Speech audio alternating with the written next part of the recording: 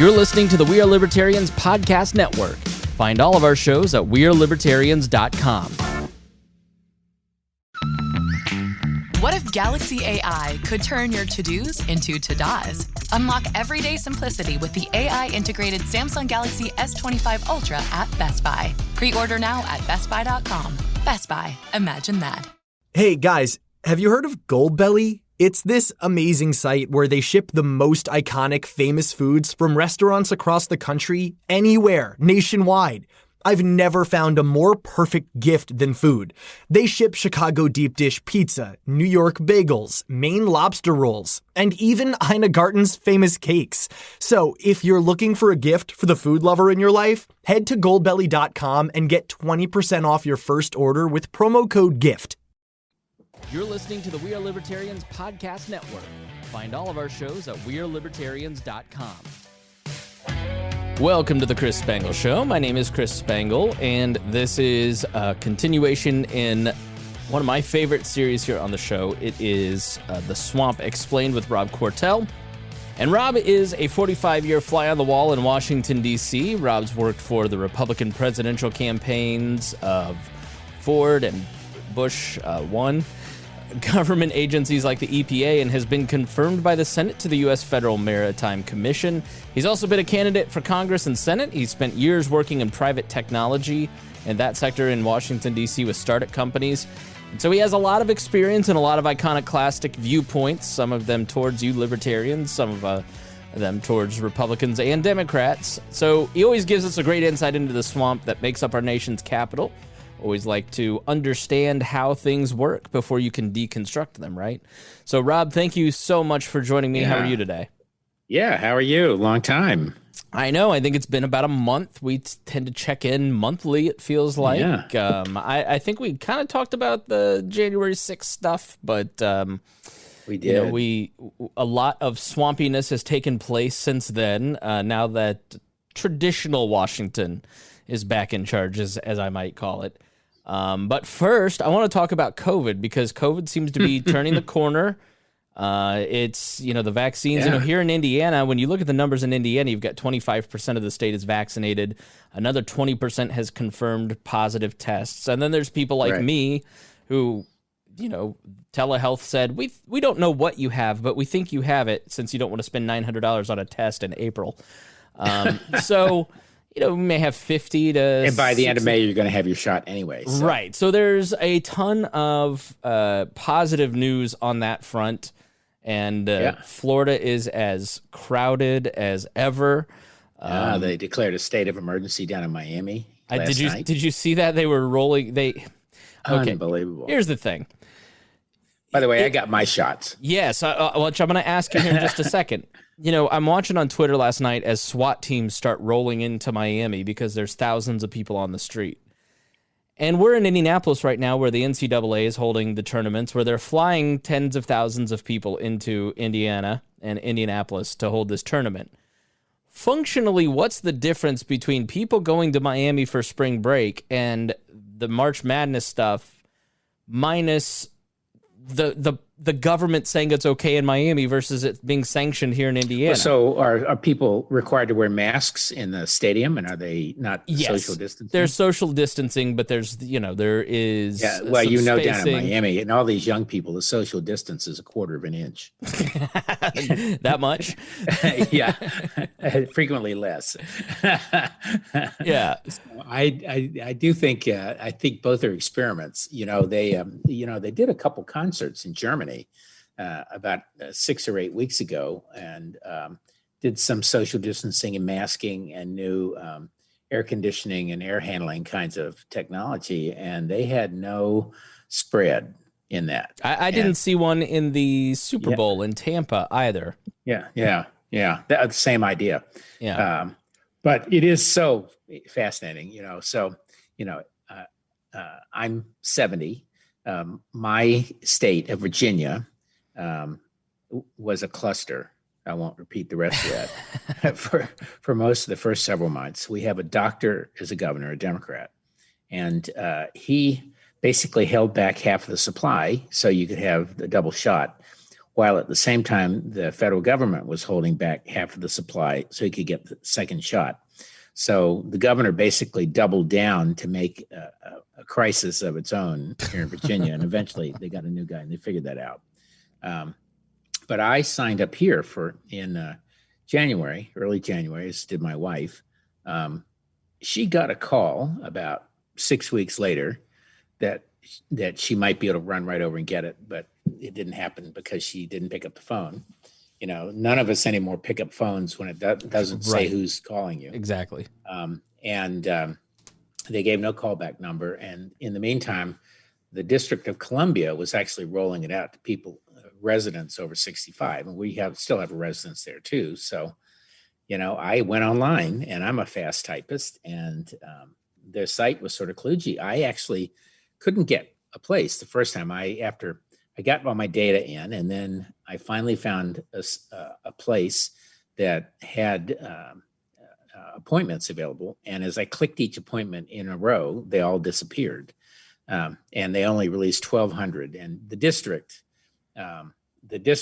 released a number on Thursdays for specified zip codes intended to be for people, high-risk people and populations, you know, Black and Latino and all that. And I can't say that I had ever, in all those 45 years, lived in any of those zip codes in DC, so I wasn't eligible for that. But on Fridays, if you're over 65, you could get it. Well, so the first time I missed it totally. Second time I went on with my wife, I had figured out how to game this damn thing. So I'm typing fast. I go to the middle of the locations, not the first, second, third. Boomers are turning into hackers to get their vaccines. I go to the middle of the appointments without looking and just clicked it. And then I saw my wife, who's a 2-finger typist, and shaking. She was just so nervous. And so I started to get hers, and I almost got hers. She never did. And then the following week, you know, they released a few more each time. And I got my wife, and I got a neighbor. And I couldn't get her husband. And then the next week, it turns out in the interim, the neighbor had not gotten her notice of the appointment. I had already been to DC. I got my shot. My wife went the following week, got her shot. In my case, they gave me the second appointment right there. I didn't have to ever do another thing. My wife's case, they told her to call she could go to one of 3 websites. She did, not one worked. But the district had a really good mop-up operation. And literally 2 or 3 days later, they called her to see if she had gotten into the website. And she said she had not. And they told her how to do it. She got her second one done. In the meantime, this fourth time I go in, and I get my neighbor's husband. And then I'd go try to do her again. I thought, well, maybe I'd screwed it up. I didn't punch this button or that. And I finish it, and it says, your appointment is like tomorrow. And so I had not screwed up. They not notified her. And so she drove to DC, got it. So now my whole pod is shot, second shots, except for one young woman, the wife of one of the 70-year-olds is like 51 or 2. And one of the other neighbors saw her the other day and said to her, this is probably the first time in your life you wished you were 65. Well, this is a great illustration because, you know, so much of COVID, because this is one of the few times in our lives moving forward that I think we'll see the same thing happen all over. And it's the first time in my life where I've truly seen the differences in state and local governments comparatively. Totally. You know, in the beginning, you look at, and this has not been a good year for the government's track record. You know, when you look at the failure of testing, but when you look at the vaccine rollout, you know, here in Indiana, we'll be in the 30s here in the next week or two. Yeah, well, and Virginia is pretty close. So we went from the 48th worst to, you know, the top 15 or so. But, like I will tell you, Chris, this is like one of my other friends about your age said she had visions of like a New Yorker cartoon with old people dancing in the park and smoking dope. You know, having gotten gambling, they've gotten their shot. And I will tell you, it is like that. I believe it. I believe it. You know, I had it early on, and so I haven't felt the same level of concern for it that, you know, and I don't have the underlying conditions.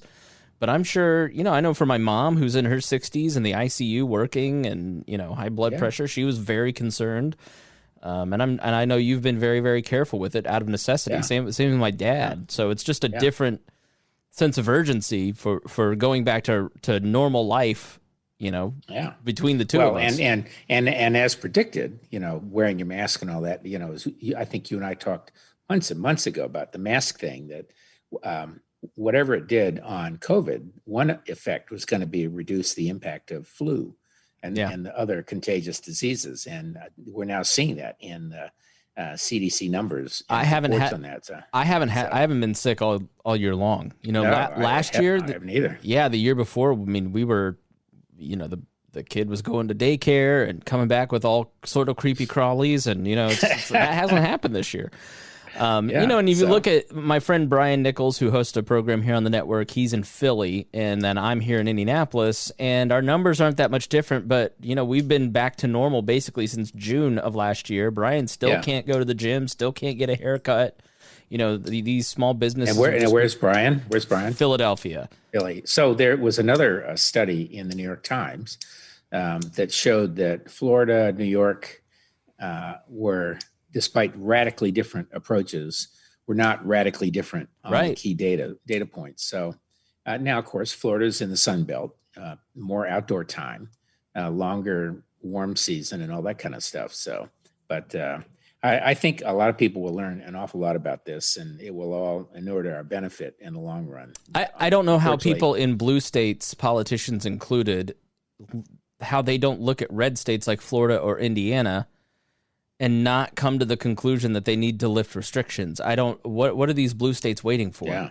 Yeah. No, I think there is a lot of that. But a lot of the blue states, remember, are also much more dense than places like Florida and the southern states and Virginia even. So, so it's going to be interesting. And I do think, I said in the last one that I think the Democrats would be smart to give Trump credit for getting that vaccine. Graham Allison, who wrote the great seminal work at Harvard on the Cuban Missile Crisis, that everybody who ever did public policy and most people who ever study any kind of government read his book. And he wrote a terrific piece also, I think in the Times or Post, I can't remember, or maybe it was Wall Street Journal, saying that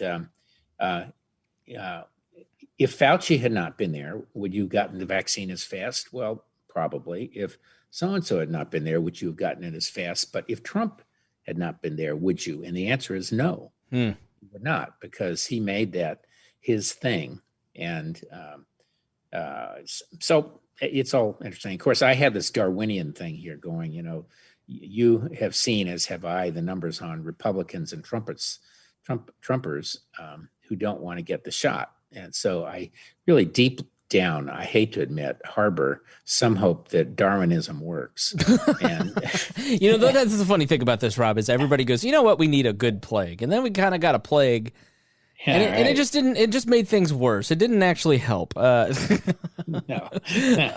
I think you're right about Trump, and Trump gets enormous credit for driving that, pushing that, and that was he should get credit. He should. But the thing about Trump is that he did a lot of good things, but he blew it because then he'd do even worse, more crummy thing. It's like if he had just celebrated the vaccine and how it was about to be rolled out and how it was going to change everything and had run on that, he would have won. Hey, the economy's going to come back after we get this vaccine out. Your life is going to go back to normal. We're almost done with this. Hang on. Well, and this is to the swamp issue. We will probably be talking later. Had he gotten his administration to agree and the Republican Party to agree to the last check, he might have won too.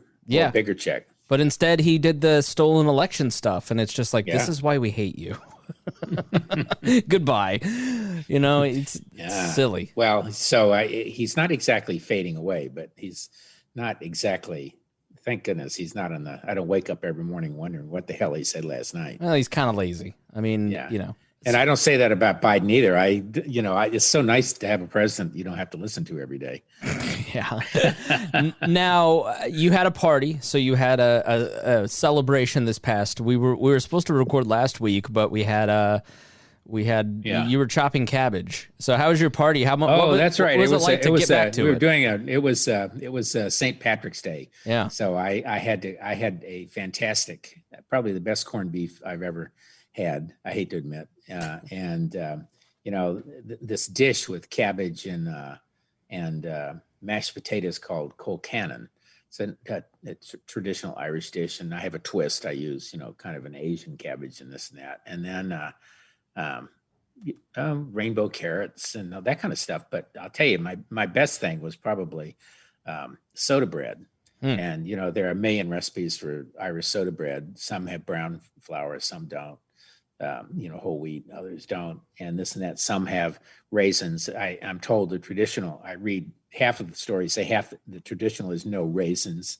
Well, way back last fall, I packaged up a bunch of dried fruits, raisins and cranberries and dried orange and mango and all these things. And I filled it with spices and brandy.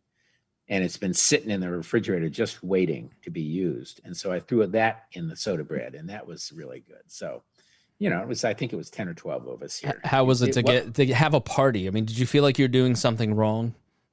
No, actually, my pod, everybody had been vaccinated by then. And, right. We have a pod. Everybody's doing this. You have a pod. Sure. My pod is 4 families or 4 people my age, roughly here or nearby. And we have, throughout this whole period, we've had several people come visit us, and young people, and everybody took a COVID test before they came, except my brother, of course. And so I think we felt pretty good about managing risk. But then remember, my business in the real life is a company that deals with risk in homeland security and food security risk and all those kinds of things. So I think probably in a lot of ways I'm able to better balance actual risk. And I will say a good example of that today, I just got back from Richmond, and we visited with a younger friend of ours who's probably 42 or 3 and serves on a board with my wife, the Virginia Institute of Marine Sciences. And he and his wife have not gone out anywhere in the last year. They have not been to a restaurant in or out. My daughter is sort of like that. They would go to restaurants outside. They live in Dallas, where they can do that 10 months of the year, except for the week where it was -3 degrees or something, 3 weeks ago. But so it's interesting, other people's assessment of risk. It really does differ, and I think it differs on your experience and your circumstances. And, living on an island, it does make you feel a little more secure. Yeah, that's been my point about this the entire time, is that voluntarily shelter in place at the beginning because you don't know the risk. But by May, June, we knew what the risks were. We kind of had good data, and then people make their decisions accordingly from there. And like once you saw some of these bigger events and these protests didn't have massive spread, you felt a little more secure and a little less worried. And at Christmas and then time, it went up and down, and then it went up and down over the course of the year. We talked about the fact that we broke out in October when it had sort of dipped. Yeah. And we were very careful driving across country to Dallas. We took a slow week and had a great time, but we were very careful. We wore masks. We washed our hands everywhere. We ate outside. It was warm enough. I think once or twice we were inside, and I admit it made us a little nervous. One place we just left. And but you've got to calculate all this. Although, Chris, you and I both have friends who did all of this stuff, and yet they got it. Right. So the CEO of a company on the board of which I sit, they have about 45 people. It's a technology company. They've been remote from the beginning. He was hunkering down in Idaho, and he got it. And he's a big guy. He's healthy, but he's big. Yeah. And he had a terrible case for 3 weeks, and he still has the residual effects of it. Of course, we don't know who or why or how that is either. But I also don't know a single one of my reckless friends that got it. Well, let's see. I don't know if any of my friends would admit to being reckless, including my 25-year-old friends. No, I know one. No, but I think that when you look back at the lockdowns, and this was my message from the beginning, like the government intervention in small businesses, picking winners and losers, choosing what businesses can be open or not, none of that worked. None of it was going to work. It was only going to make the entire process much more painful for people. Keeping schools closed has made it more painful for the lower economic classes. And, now there's really like this entire process has always been about an individual's choice of here's what I need to do. Here's how I need to protect myself. Well, I'm going to push back on you on a little of that because there's a lot of very clear analysis on restaurants, for example, and interior spaces, and analysis the airflow and how people get zapped by that flow. One person is caught in the beginning, and then everybody else is spread. So there's a lot of data on stuff like that. On the other hand, there's a lot of data on schools where it's the science of infection versus the science of education. And this is one side of society where it's just been utterly irresponsible. The education establishment, in my opinion, has shown itself to be utterly self-fixated and not on the students or education, but the unions on, their retention of power. And so we know that data, the science says little kids need socialization. They need to be right there with a teacher. And whereas older kids don't necessarily have to. And we know that social distancing and all that stuff does reduce the spread. And these are things people could implement in schools, and they just didn't want to do it. And now you've got some teachers still saying, I'm not going back till everybody's vaccinated. And that's kind of, it's insane. It's insane. I never want to hear it. I mean, I host this program or hosted, I'm stepping down from it on nonprofits here in town, the public affairs show, and called Now Hear This. And you go back and listen to our episodes about, the hunger and the need for food, basically schools are the welfare touch for kids. And there's so many more instances of dead children because they're not getting help at school from counselors. Or, domestic violence is up because women have had to drop out of the workforce to take care of kids.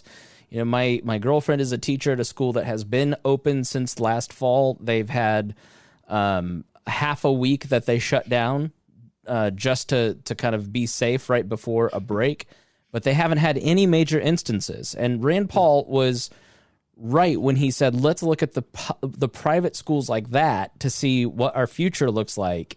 And it just completely undercuts the teachers' unions. I never want to hear these teachers' unions talk about the disadvantaged again, because they have been, and like, if we're going to pick what class of person gets, the teachers get to jump the line, well, why not the restaurant workers? Why not the people at the grocery store? The people that in May or April, when nobody knew what this was, were terrified to go to work and have continued to go to work. Why don't they get the vaccine before teachers? So I get, it's an instance of, classes getting to jump the line and the government pitting people against each other because of the process.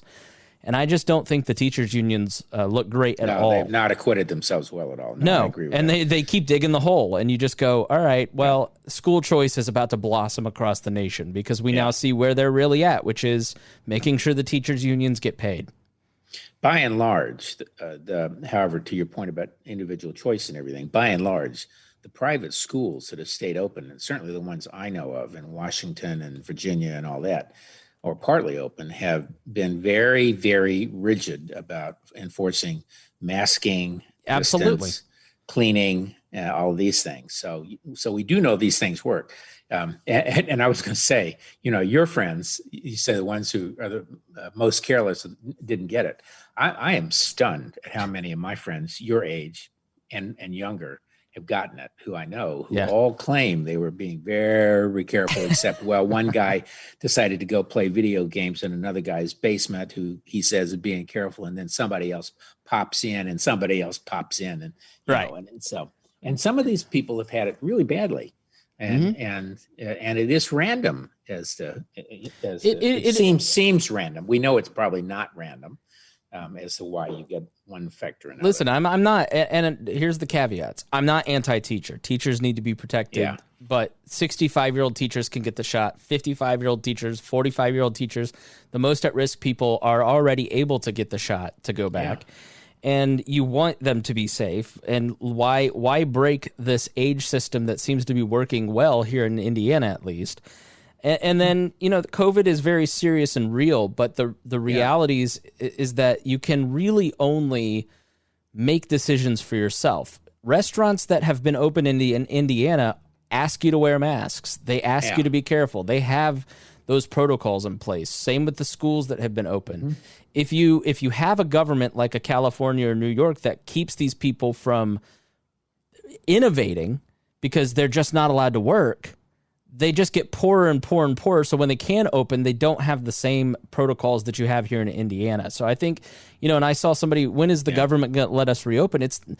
It was never the government's decision to shut us down. It happened voluntarily. People were scared. They were going to stay home. And they're not going to stay home because the government tells them to. They're going to Miami. Like, they don't.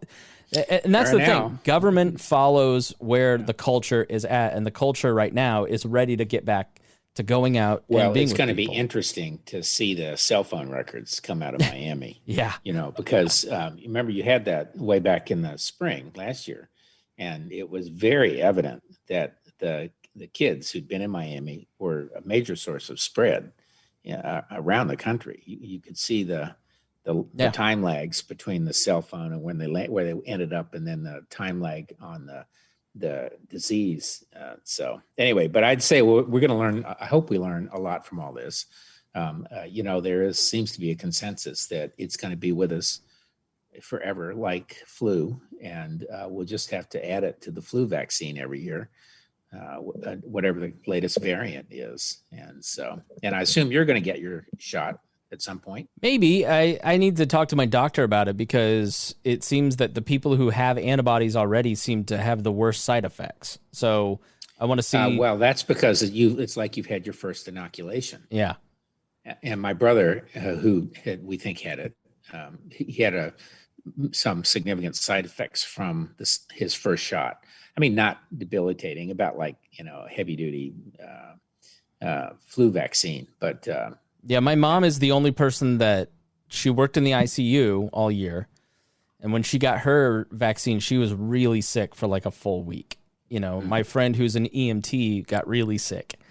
Everybody else, my grandparents, you know, my coworkers, none of them had any issues whatsoever. Yeah. It's been great. And for me, it was like a flu shot, only not so bad. Yeah. So. I will say, I'm a Mac person. I don't want to be to get the shot and feel the urge to start buying Microsoft products.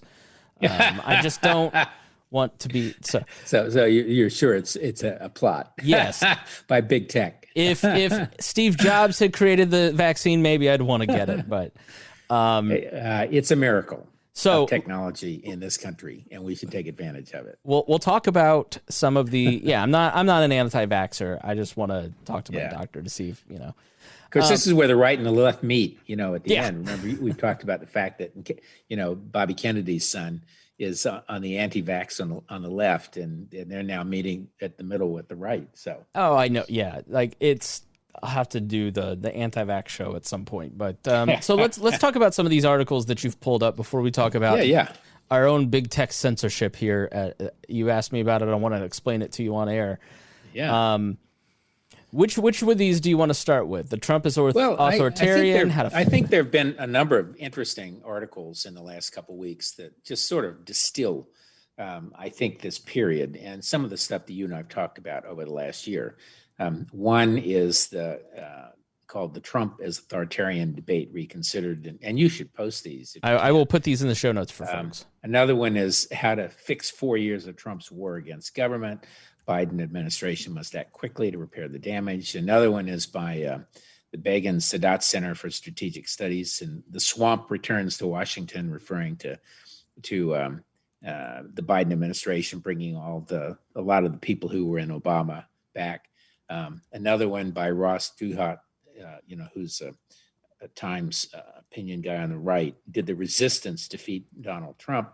Some reasons to doubt a theory, and then we're still seeing things like Elaine Chao is being there's a criminal referral over there at DOT, Department of Transportation, on her. So I think all of these are talking to look, you and I know that everybody wants to analyze everything to death and show that they were right, right? Right. So even us. Yes. That's what this show's about, talking about how we were right about stuff. That's right. But we are talking about the swamp and the sense of what the swamp is. And, as I've defined it, I think it's the swamp can harbor good animals and bad animals, and good fish and bad fish, and crocodiles and other things, snakes. And, it's a metaphor, of course, for DC and for the mess and how difficult it is to change things. And I think some of the topics you and I have talked about are that, first of all, it's sort of embedded, but is that a good thing or a bad thing? There's the layer of civil servants who just do their jobs no matter what, but they will move with policy. So if you have a leadership, the head of the Department of Transportation, they will implement whatever an administration wants. They'll try to get that because that's their job. And then there are the lobbyists who are there 50 years for a career. And then there are the congressional staffs, some of whom are professional, like their civil servants. And the same thing as State Department. They have their own equivalent of civil servants and people who are paid just to do this job, use their expertise. Tony Fauci is an expert who's been there for 45 years. He has had a storied career. He probably is the single most critical piece of solving AIDS. And Deborah Bricks, whatever her name was, at the White House, she was she was also part of that. And so these are people who represent, I think, what a lot of people tend to think of negatively as the swamp, but thank goodness, 90% of them are doing the right job. They get out the Social Security checks. They get out the your Medicare checks. They get out or take care of Medicare. They get out the veterans checks. Now, they also screw up those things periodically, but humans are humans. So yeah, to give you like a historical example of this, of something that I was just reading. I was reading about King Henry III of England, who was king from 1216 to 1272, so like almost 60 years. And he was basically called the simple king. He was basically just he was weak and dumb and just not all there totally. And you have this guy named Simon de Montfort come in. Basically, the barons basically wanted to overthrow him, and you have this clash between future King Edward, Henry's son, Henry Montfort, the barons. You have all this like fighting up at the top on the surface layer, but through Henry's reign, and specifically in this Second Barons War, you have all of the writs of government and all of the functions and all of the earls and all of the the courts, and everything ran really well. That's right. And this book that I was reading called Foundation by Peter Ackroyd, and he makes the point that throughout history you see periods where there's all this fighting at the top layer, that everybody pays attention to the great kings and the fighting between the barons and all this stuff, but like down at the bottom there's always the layer of bureaucracy that is always functioning. And it's somewhat insulated from the fighting at the top. And it reminded me of Trump, in that there's all this churn. And Trump supporters would make this argument a lot, like, okay, there's all this churn and Twitter's better now, but the government was functioning just fine, and you know, I really agree with them in that Trump changed politics in a big way, but that didn't necessarily change government in a big way. Well, and that's kind of the point of this article, and some of the conversations you and I have had. One of these article points out that he had acting cabinet secretaries 30 times more, 30 times greater volume than Obama. And, you know, acting secretaries can only do so much. They can't create the kind of policy change. And as so many of these articles talk about, Trump had no policy or agenda. He you know, other than the wall and to break things, you know, he had a strong view about foreign policy that somehow we were being taken advantage of. But he had he didn't have apparently the intellectual capacity to grow as he learned stuff, and he wouldn't put the people in place to actually make the change. So, you know, there's this whole left side, and Daniel Dresner is from Tufts writes this one article in which he, you know, there's a set of people who believe that Trump was authoritarian, and we heard that every day, every morning. I'd get up and hear CNN and hear these guys, you know, he was about to be a dictator and crush democracy. And then yet here 4 years later, there are people saying he was an incredibly weak president. He could not make the party, his own Republican Party, do stuff they didn't want to do. I think because I agree that he has authoritarian tendencies, but he's not like a Mussolini who understood. Putin. He's not like Putin who understood, who know how to do it. Right. He never understood the mechanics of government, wasn't interested in learning it, and therefore he wasn't, he didn't influence it in the way that a Mussolini did. It doesn't mean that he didn't attempt a coup. It's just that he's not good at this. So it's like, if you all want to overthrow the government, he's not your guy. Yeah. Well, and we all know, anybody knows that in order to effect change, it requires someone to lead. Yeah. And leaders need followers, and they need to be in a position to execute policy in the government. And he just left hundreds and hundreds of critical policy positions unfilled, no nominations. You know, there are people on the right who, and Trump supporters perhaps, who will say, oh, it's wonderful, all these judges he appointed. Well, that was McConnell's thing. That was not Trump. He embraced it, and he did what McConnell told him, but this was not Trump driving the conversation. And then, of course, now we have Biden in, and articles about how to fix Trump's damage. And the reality is 90% of everything is the same as it was before he came in. But what they did try to do at the end is and produce new regulations and this and that, midnight regulations, what we call them. Like there's a list of, one rule was published on expanding the methods of execution in federal death cases to include electrocution and death by firing squad. And they broadened the definition of independent contractors, Department of Labor, so that gig economy workers weren't protected with benefits and safety protection, all that. They have other regs to prevent immigration judges from using discretion to close cases. Others about religious discrimination and exemptions and liability and on and on and on. And one of them that dear to the heart of the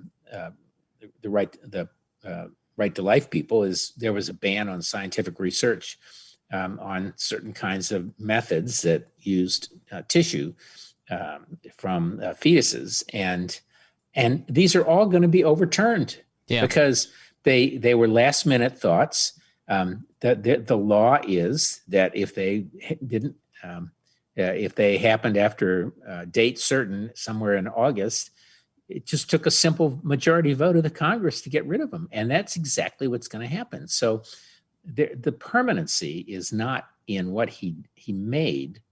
I think the permanency right now is going to be in what he broke. Yeah. And most of that is in foreign policy. So, the one thing he made in foreign policy was sending Jared Kushner over to the Middle East. He has struck a series of deals which are very business driven, and and that will allow the Biden administration to build on that. The China thing, I think, would have been broken no matter what.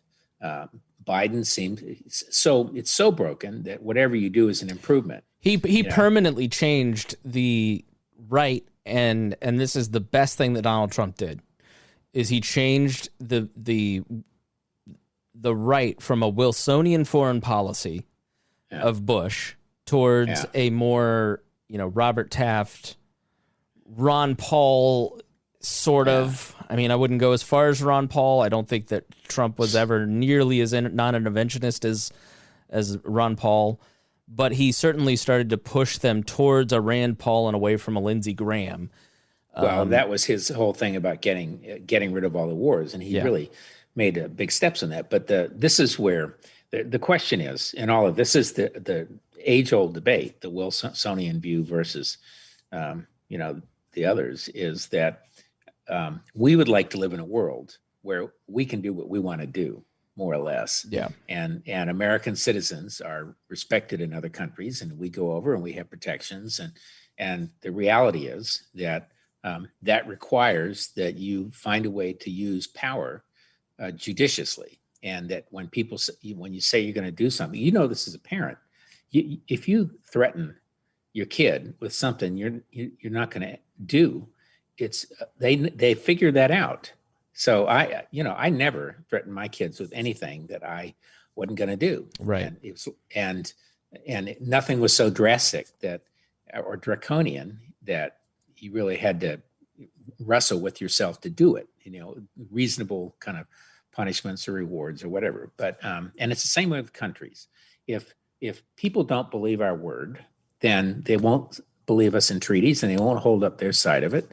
And that is where Trump failed to understand. So, yes, we would like to get out of Afghanistan. We've been there far too long. We've had far too many strategies fail.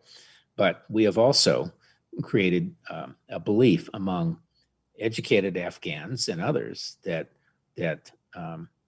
they should be able to form a democratic government. And they will be wiped off the face of the earth if the Taliban gets just walk right in. So this is a case of, and it's true all around the Middle East and around the planet. I mean, people don't believe us half the time. Obama, remember, drew the red line in the sand right over Syria. I'd argue that Trump kept his word on breaking stuff with allies, the World Health Organization, other stuff like that. I mean, he followed through on stuff with the allies, but when it came to holding, Russia and China, you look at their position before Trump and after Trump, they're in a much better position globally than they were before Trump. Well, China just said screw us, and they went off and formed their own equivalent of the major banking institutions. They have got their Belt and Road program all around the planet. They are lending money like crazy to these countries. They're sending their vaccine, Sinovacs everywhere, because we won't yet. So they're doing everything they can possibly do to supplant the United States. And that's not going to be a better world, in my opinion. At all. But I'm not terribly worried about China because I don't know how they can sustain in it's not 1960 anymore, right? In the information age, it's harder to get away with what Mao got away with, and you look at the Uyghurs and the amount of people that are ready to abandon them and revisit the idea of the Trans-Asian partnership that Obama put together as a way to isolate the economy of China, the TPP. I think you'll see conservatives not go, if Biden wanted to put that back together, I don't think you'd see as many conservatives oppose it as they did under Obama because they want to isolate China now. They now recognize that. I think when you look at what's happening with the Uyghurs, it's just undeniable that this is a totalitarian government and that we ought not be working with them in any way, shape, or form. And people ought to be looking at Vietnam and Taiwan and other places for their goods or bringing it back here. So I would say with Trump's, that's happening. That's happening. Absolutely. And I would say with Trump, Trump's foreign policy in a lot of ways is a continuation of Obama's foreign policy. You'll hear libertarian thinkers kind of say, "Oh, this guy is, libertarian on foreign policy," and that's not true. In that he just continued a lot of what Obama de-escalated, because Obama was a radical change in a lot of ways from Bush. Oh, yes, and Trump didn't reverse that to go back to Bush. He continued the de-escalations, yet he dropped more drone bombs. He continued troop withdrawals. He continued a lot of what Obama, and I think that's exactly where the American people are at. So when people talk about, Biden being a warmonger, yeah, but it isn't 2004 anymore. Like that ship has sailed. I mean, there's no appetite in the American people for war with Russia, I think that's China, right. or anywhere else. I think you're generally right, and particularly about appetite for involvement. And this is where I think, what I was saying earlier is it's very hard to find anything that Trump did in a positive way that will have lasting impact. But the negative actions of breaking these various expected behaviors is going to be helpful to Biden, and to completely reset all of this stuff if he's smart. And I think he's actually handled most of this. There was an article about the disappearing Joe Biden somewhere I saw, and I am delighted not to have to see him or Trump every day of the week. So although Biden is now mired in the same thing that Trump was mired in during his administration, which is the border. Yeah. And what are the expectations, and how are you going to handle these people? And can I be honest? I mean, people running around calling this a crisis is sort of insane, when I have multiple help wanted signs, and we're always told how horrible the economy is, but I don't know anybody that runs a business. Like, my dad runs a business doing marble floor restoration and construction cleanup. He hasn't been able to hire anybody in 5 to 10 years. Yeah. Restaurants, fast food places, stores, like, it's really hard to find entry-level jobs, because most people, even though unemployment's high, nobody wants to go work. So why is it a crisis when we have jobs that need filled and people who need the economic opportunity of being here? Why is this a crisis? Why are we calling this a crisis? I don't understand it. Well, Chris, don't you think that some of this is a global phenomenon, which is that people who have been in their countries for enough time to think that they are whatever their country is, are feeling everywhere around the planet that they're somehow being invaded by people who are not like them. I think one of our broadcasts, we talked about a friend of ours who moved to Italy, married an Italian, has been in Italy for the last 40 years. And 10 years ago, I remember a conversation in which she said, the Turks have moved here, and the so-and-sos, and they've been here 2 generations, and somehow it just doesn't feel right that they're making pizza and pasta. Are they Italians or are they Turks? And the rest of the world has a very different attitude about this. Americans don't think like that, or have not historically thought like that. I mean, until we started importing right-wing ideologies of the Great Replacement theory into the Republican Party. I mean, I agree. Somebody noted in Rush Limbaugh's 2 books, he didn't even mention immigration in the early 90s because it wasn't an issue until Tom Tancredo runs in 2008 and really popularizes this, and Trump seizes on it, and now it's a crisis when my family, your family, all of our families came here for an opportunity and started at I'm in the greatest population of Chin outside of Burma.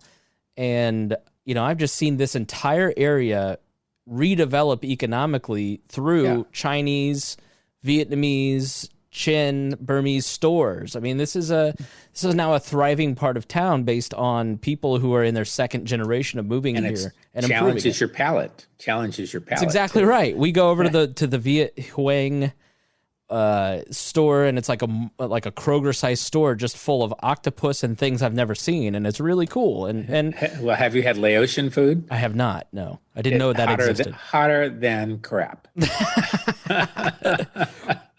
Well, so yes, I mean, all right. So let's talk about social media censorship. So yeah, because you sent me a you've note. been censored. I set you up on this. I am shocked. I'm being just oppressed. Shocked that you have been banned from Facebook. Tell me, I don't get it. Well, I mean, you're such a sweet guy. I've never heard you issue a curse word, unlike me. I'm the bad boy of libertarianism. What can I say? I'm a danger to the republic. I'm a threat. Side I've never seen, Chris. I know. So, all right. I outlined it kind of in length on the last episode, but the short version of it is that starting in 2018, I saw everything kind of heading this way. I'm like, okay, Facebook doesn't want politics on their platform because they don't want the divisiveness, and they don't want, if politics is on their platform, then Ron Wyden and Josh Hawley get a seat at the table. And they don't want that. And because if they get regulated, that means all of their code has to go into the congressional record. So they're now really, they ramped it up since the end of the election. And not technically, but I get your point. Yes, right. You know, there's going to be a lot more transparency that they don't want, especially Facebook. So, and this is not just a happening to me or my group or the libertarians. It's happening to, my work Facebook group for the Bob and Tom Show, which is a comedy radio show. It's happening to the Pat Down podcast group, which is full of Democrats, 10,000 people. The Bob and Tom one is full of, non-political and right-leaning people, 20,000 people. The We Are Libertarians group was libertarians at 2,500 people. And I've talked to admins that it's happening all over the place. And so what's happening on Facebook specifically, but Instagram too and all their products, is memes seem to be the culprit. And they are now fact-checking memes. They're fact-checking funny pictures. They're fact-checking articles from all news outlets. You can't post. Like, I didn't know that this was some fake news website, like the InfoWars type website. I posted a link showing, hey, here's this video of this thing, and it said, you don't have permission to post this website. You can't post InfoWars or Gateway Pundit. You can't post any of those more egregious websites because they've blocked the link to post those in comments or on your timeline. So you can't post fake news, right? Right. Except you do post fake news all the time if you run a Facebook group or your own group, because if you posted something in January about election results, let's say you posted the Dispatch, a fact-checking partner of Facebook, because this happened to me, saying this is not what happened with the Wisconsin dip in numbers after the election was stolen. I'll post that in November saying, here's this fact.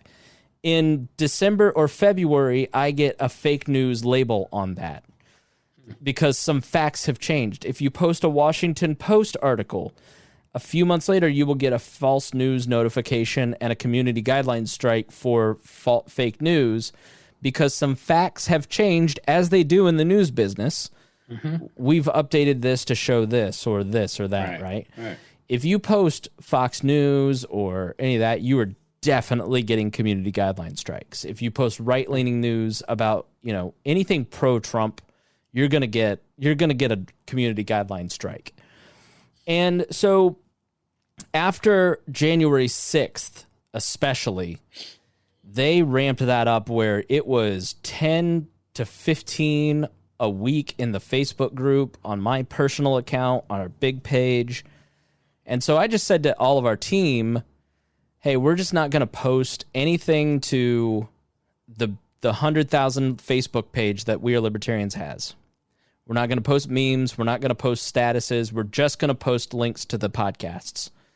And we haven't gotten in any trouble on that, right? So we self-censored to just post links to the website.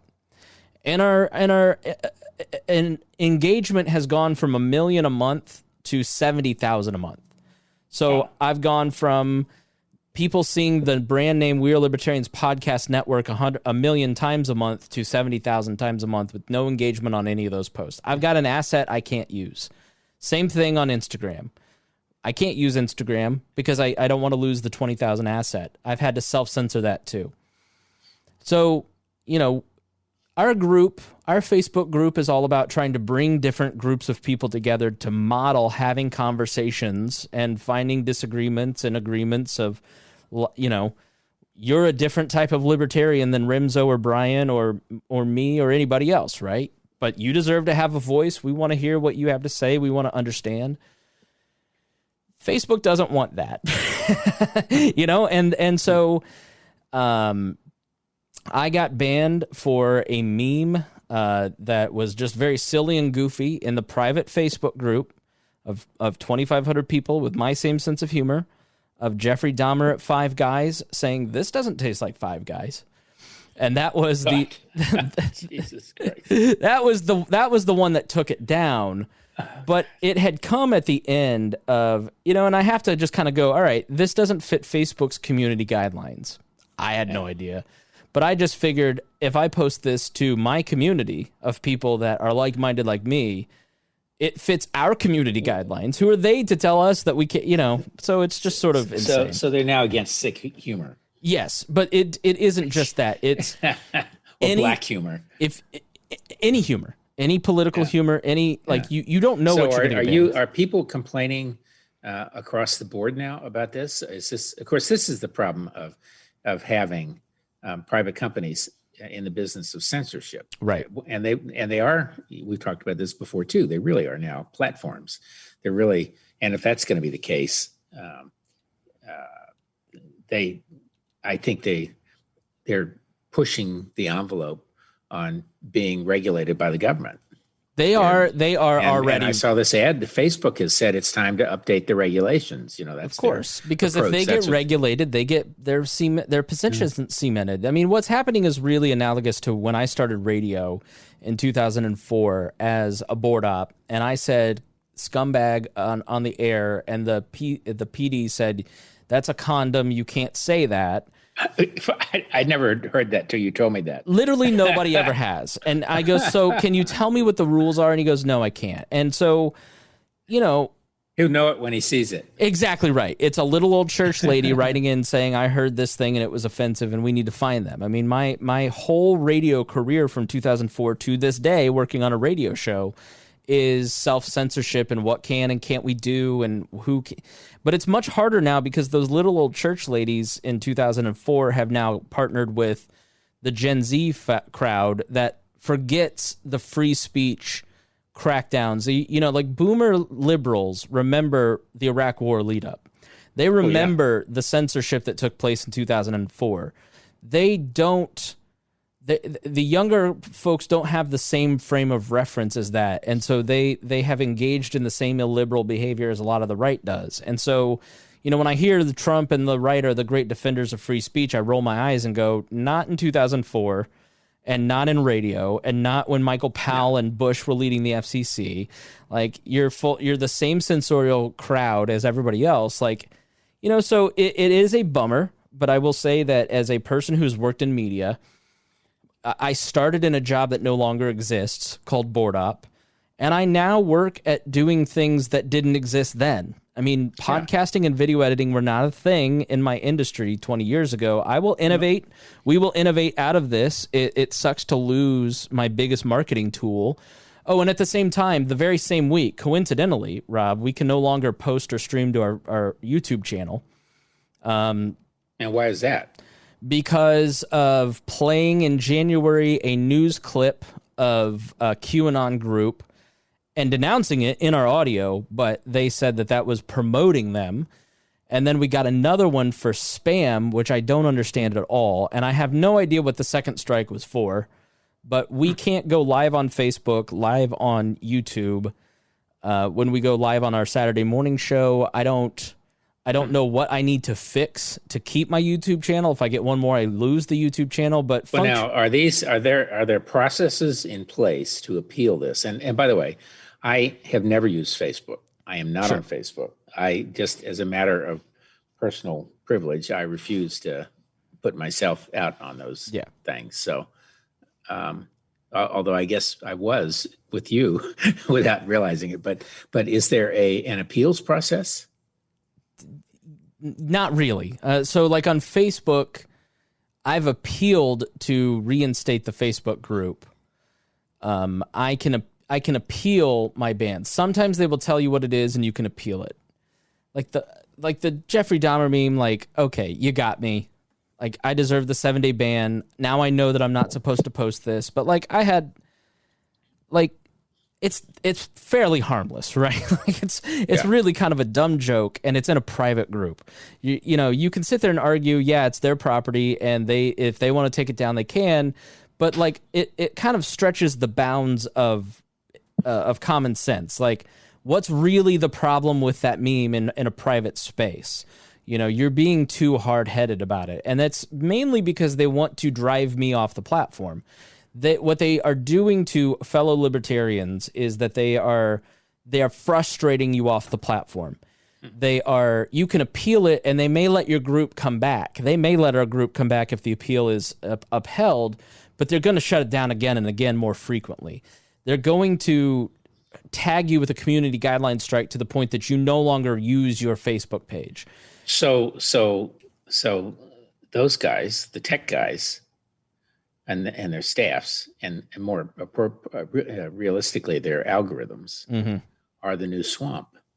In a lot of ways, absolutely. They are just interesting. They're just another version of control that you have in this site. But it's more faceless because it's a mathematical equation. I appealed it does it in the first place. Yeah, I appealed our strike. Exactly. Nobody reported any of this stuff. There were multiple groups that apparently got taken down for the same Dahmer meme. But the appeals were both rejected on the YouTube channel. We've never had a strike. We've never had a community guideline strike. We are not an offensive brand. We are trying to model good behavior. We are like the David French of the libertarian movement. Like, we are not out there talking about, AIDS is attached to the coronavirus and it's all a hoax. Don't wear your face diaper stuff. You know what I mean? Like, so I think it's shaken a lot of the other libertarian podcasters who are more edgy, where they're like, wow, they're trying to do the right thing and do all this the right way. Then what hope do we have?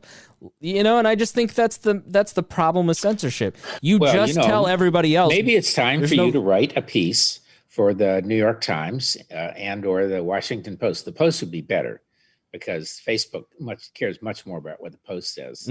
Okay. And you might even do a parallel piece for the Wall Street Journal, and I suspect you could get it covered.